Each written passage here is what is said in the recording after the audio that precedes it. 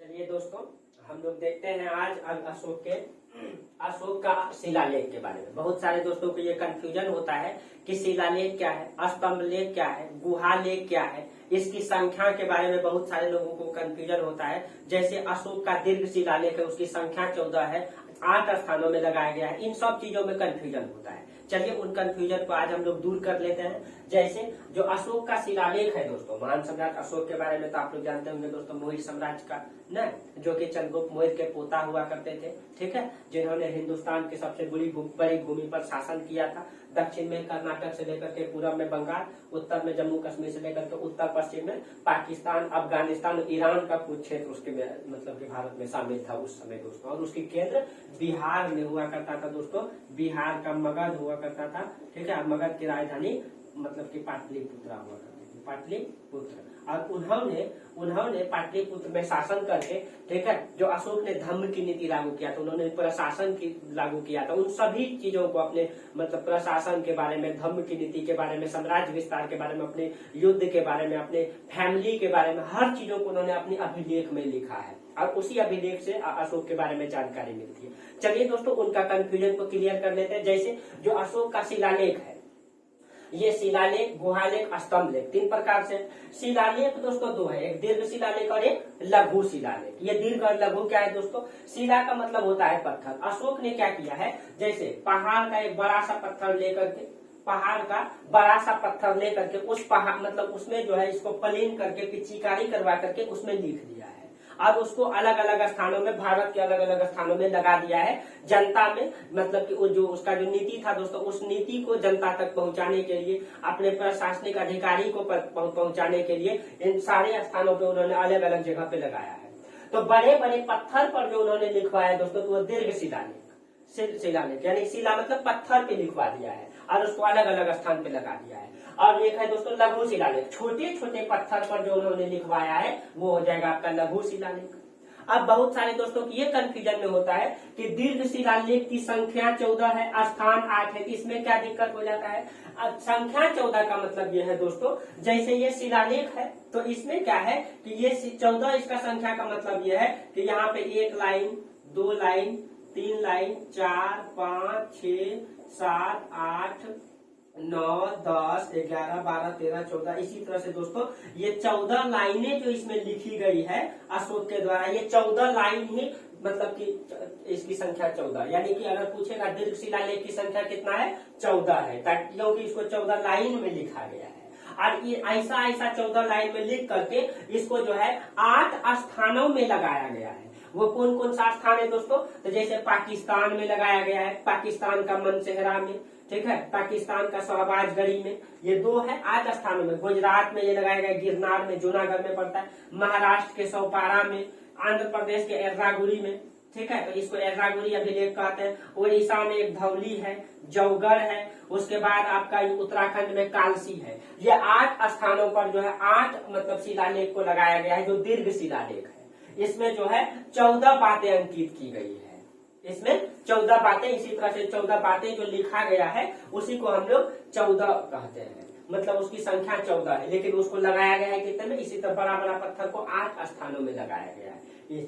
इसी तरह दोस्तों लघु शिलालेख की संख्या बहुत है दोस्तों, ठीक है, इसको लंबा डिस्क्राइब करना होगा, ठीक है। तो ये लघु शिलालेख। उसके बाद है दोस्तों आपका गुहालेख। इसको किसी दूसरे क्लास में चर्चा करेंगे दोस्तों लघु शिलालेख के बारे में। आप लोग कमेंट करिएगा, लाइक कीजिएगा, सब्सक्राइब करिएगा। आपको अगले क्लास में बताएंगे दोस्तों। अगर आपको जानना हो तो कमेंट कीजिएगा दोस्तों, फिर इसमें डिटेल से चर्चा करेंगे। चलिए, जो गुहा लेख है दोस्तों, गुहा का मतलब होता है दोस्तों पहाड़ का जो गुफा है ना, पहाड़ का जैसे बराबर की गुफा में मिला है। आपका सुदामा गुफा है, वहीं पे आपका नागार्जुन गुफा है, उन सब में मिला है, जो मतलब बराबर की पहाड़ी है आपका बिहार के गया जिले में। वहां पे जो गुफाओं पे लिखा गया है उसको कहते हैं गुहालेख, अशोक के द्वारा, ठीक है। तो उसमें है सुदामा गुफा, करण चौपल गुफा, विश्व झोपड़ी गुफा और कई सारे गुफा है दोस्तों। तो जो गुफाओं में लिखा गया वो गुहालेख। अब देखिए दोस्तों, ये है आपका स्तंभ लेख, ठीक है। स्तंभ लेख, स्तंभ का मतलब होता है खंभा। अशोक ने क्या किया था, अशोक ने जिस तरह से ये पत्थर को बनवाया था, तो इन्होंने ये मतलब कि स्तंभ लेख है, इसमें उन्होंने क्या किया था कि एक बड़ा सा, अब देखिए इसको इधर समझा देते दोस्तों, उन्होंने क्या किया था, एक बड़ा सा खंभा बनवाया था इस तरह से। इसकी जो लगभग ऊंचाई है दोस्तों लगभग आपका 35 से 55 फीट है। कोई 35 फीट का है, कोई 50 फीट का है, कोई 55 फीट ये ऊंचाई है इसका। यानी इसकी ऊंचाई जो है दोस्तों ये आपका ऊंचाई है मतलब 35 से 55 फीट। और इसका जो वजन है दोस्तों, ये इसका जो वजन है ये लगभग है आपका 50 से 55 टन, 50 से 55 टन। और ये खास बात तो ये है दोस्तों इसका कि इसको जो है बनाया गया है मिर्जापुर में, क्योंकि ये लाल बलुआ पत्थर से बना हुआ है। ठीक है, ये स्तंभ जो बनाया है ये लाल बलुआ पत्थर से, और ये लाल बलुआ पत्थर ठीक है उत्तर प्रदेश के मिर्जापुर में मिलता है, मिर्जापुर में मिलता है। लेकिन इसको अलग अलग स्थानों में लगाया गया है दोस्तों। इसका मतलब कहीं के अशोक साम्राज्य का जो है सम्राट का जो परिवहन व्यवस्था रहा होगा अच्छा होगा, क्योंकि एक स्थान से दूसरे स्थान कहीं कहीं उनका जो है लेकर के जो गया होगा हाथी से, कहीं कहीं परिवहन व्यवस्था अच्छा रहा होगा। इतना टन वजन वाला जो मतलब खंभा उन्होंने एक स्थान से दूसरे स्थान पे लगाया था। और इसकी देखिए दोस्तों ये जो आपका लघु मतलब सॉरी इसमें दीर्घ स्तंभ लेख है दोस्तों, ये लघु नहीं, यहाँ पे आप दीर्घ स्तंभ लेख की संख्या है 7। ठीक है, आज मतलब संख्या 7 और ये स्थान 6 में लगाया गया, 6 स्थानों में लगाया गया है। ठीक है, यहाँ पे तो ये लघु दीर्घ स्तंभ लेख है दोस्तों। और ये जो लगाया गया है इसमें आपका ठीक है ये आपका 1 सेकेंड दोस्तों, 1 सेकेंड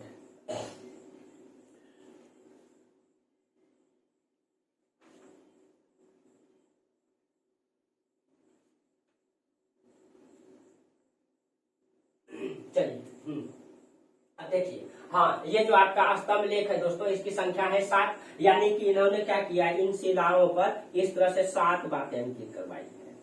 ठीक है, इनमें क्या किया है 7 बातें अंकित करवाई है। ठीक है, यानी कि सब में 6 बातें अंकित करवाई है दोस्तों, 2 3 4 5 6।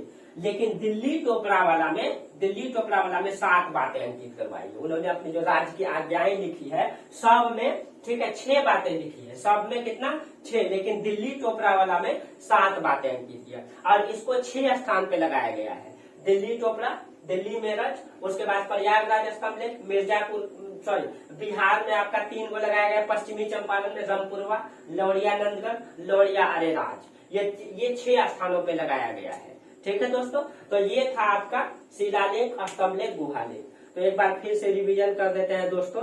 देखिए मतलब कि जो अभी अशोक का जो शिलालेख है दोस्तों वो 3 प्रकार का है, अभिलेख, शिलालेख, स्तंभ लेख। शिलालेख का मतलब हो गया दोस्तों जो पत्थरों पर खोद करके उन्होंने जो 14 बातें अंकित की है उसको 14 शिलालेख कहते हैं, उसको 8 स्थानों पे लगाया गया है। ठीक है दोस्तों, ये क्लियर हो गया होगा। गुहा लेख का मतलब दोस्तों गुफाओं पे जो लिखा गया है। उसके बाद जो स्तंभ लेख है दोस्तों, स्तंभ लेख का मतलब ये है दोस्तों कि उन्होंने खुद से खंभा बनवा करके ऊंची खंभा 50 से 55 फीट, ठीक है 35 से 55 फीट और वजन 50 से 55 टन, और उसमें जो उन्होंने खुदवा करके लिखवाई है दोस्तों वही है आपका कौन सा स्तंभ लेख, स्तंभ। और उसको भारत के कई 6 स्थानों पे मिला है खुदाई करके। ठीक है दोस्तों, इसके बारे में आगे और डिटेल से जानना चाहते हैं दोस्तों आप लोग कमेंट कीजिएगा, बताइएगा। इसमें एक लंबा वीडियो बना देंगे दोस्तों, 1 से 1.5 घंटा का पूरा अशोक का, ठीक है, और डिटेल से चर्चा कर देंगे। आप लोग कमेंट कीजिएगा, इस चैनल को सपोर्ट कीजिएगा, तो फिर आप लोग कमेंट कीजिएगा तो हम फिर आगे इसका वीडियो बनाएंगे। ठीक है दोस्तों, आप लोग समझ गए होंगे अशोक का आपका शिलालेख के बारे में। Thank you.